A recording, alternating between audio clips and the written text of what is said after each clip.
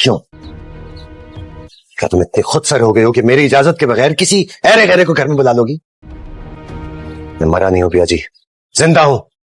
अब्बा, मैंने सावल से वादा लिया है हम सबकी हिफाजत का। वो सेठ मूसा के खिलाफ हम सबकी हिफाजत करेगा। अब आपको सेठ मूसा से डरने की जरूरत नहीं है। सावल के होते हुए सेठ मूसा हमारा कुछ नहीं बिगाड़ सकता। ये बजाएगा तुम्हें? खाक हिफाजत करेगा तुम्हारी? ये तो खुद उसका लेप पालक है। इसने खुद बताया था कि हाँ, ये करेगा हमारी हिफाजत। और आप हमें फिर बेघर करना चाहते हैं अब्बा? तुम समझती क्यों नहीं हो? उस इंसान के हाथ बहुत लंबे हैं। मुझे अपनी फिक्र नहीं बेटा, मुझे तुम्हारी फिक्र। मेरी फिक्र तब करनी थी ना जब मैं पैदा हुई थी, तो आज ये दिन ना देखना पड़ता हमें।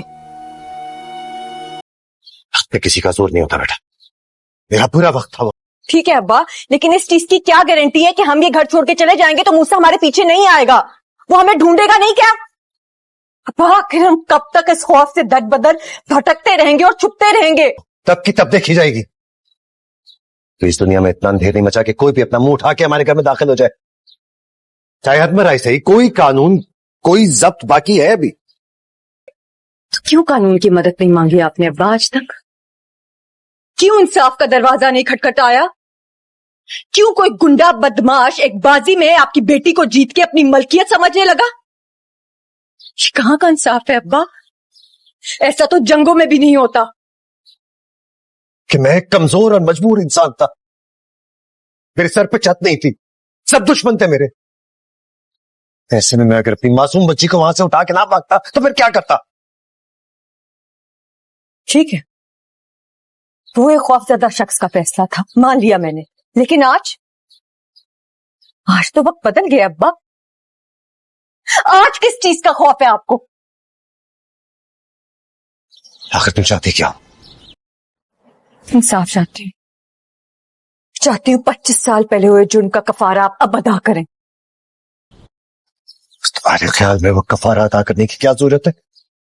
मैं चाहती हूँ आप मुतल्लिका थाने जाके उस रात हुए जुर्म के बारे में FIR कटवाएं। अपनी माँ के लिए इंसाफ चाहती हूँ, और मेरी माँ की मौत का जो भी इरादी या गैर इरादी तौर पर कातिल है उसको सजा मिले। क्या आप ये कफारा भुगतने को तैयार हैं अब्बा? जवाब दें अब्बा।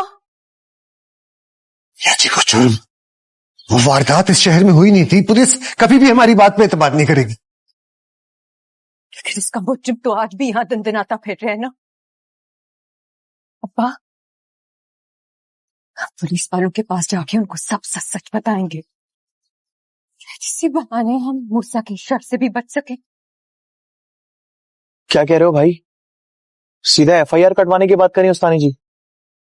ये सीधी सादी भोली दिखने वाली लड़की अंदर से इतनी मजबूत होगी, इसका अंदाजा तो तेरे सावल भाई को भी कभी नहीं था।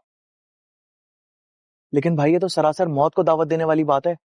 सेठ दाऊद से दुश्मनी। तुमने तो खुद कई बार कितने बंदों को उसके लिए कब्रिस्तान की राह दिखाई है।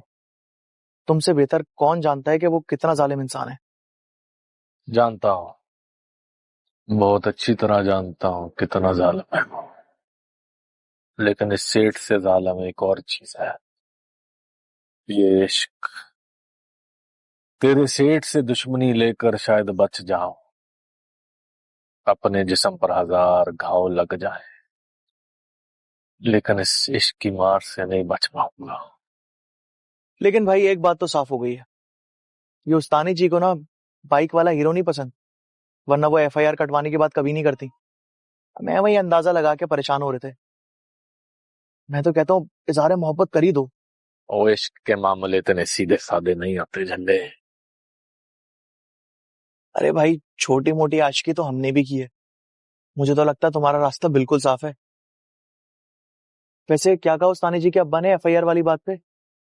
वो इतना बड़ा पंगा लेने के लिए राजी हैं?